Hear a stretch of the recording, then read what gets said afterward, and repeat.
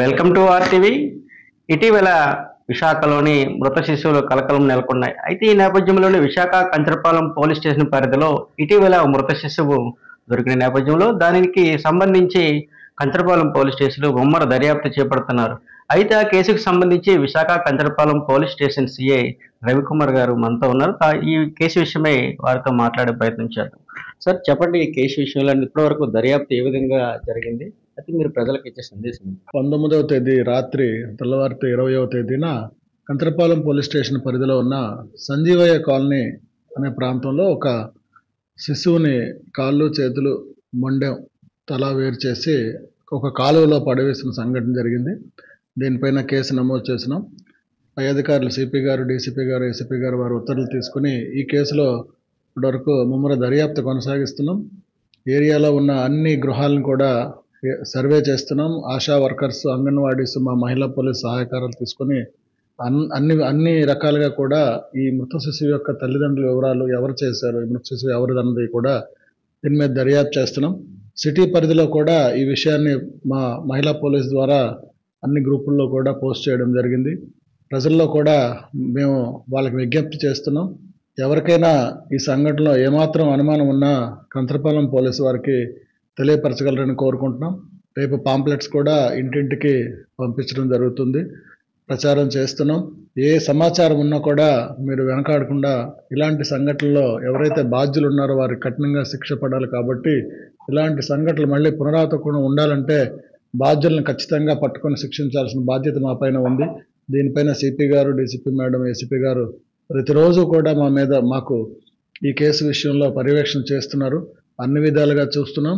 CCTV కెమెరాలు verify చేస్తున్నాం.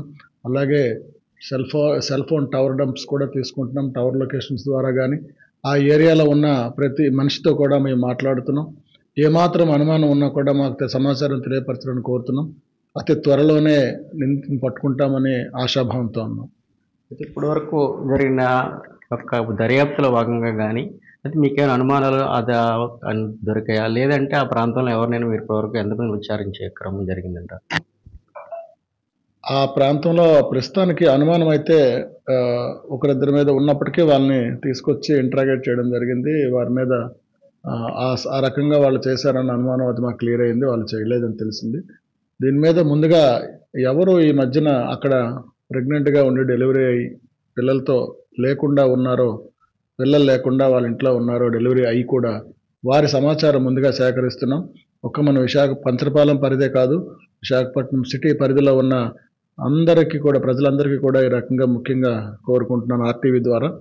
విశాఖపట్నమే కాదు, చుట్టుపక్కల అనకాపల్లి, మన్యం, ఏఎస్ఆర్ జిల్లా, విజయనగరం, శ్రీకాకుళం జిల్లా ప్రజలు కూడా కొంచెం ఈ కేసులో మాకు సహాయ సహకారాలు అందిస్తారని మరి కోరుకుంటాం. ఎందుకంటే బయట ప్రాంతాల నుంచి కూడా వచ్చి ఇక్కడ ఈ రకంగా చేసి పడేసే అవకాశం ఉంది. కాబట్టి ఆ రకంగా కూడా బయట ప్రాంతాల్లో ఉన్న ప్రజలందరూ కూడా వారి వద్ద ఉన్న డెలివరీ అయ్యి పిల్లలు కనిపించకుండా ఉన్న కేసులు ఏవైనా ఉంటే మాకు వెంటనే తెలియపరచాల్సిందిగా ఈ ఆర్టీవీ వారి ద్వారా ప్రజలందరికీ కూడా ముఖ్యంగా కోరుకుంటున్నాను.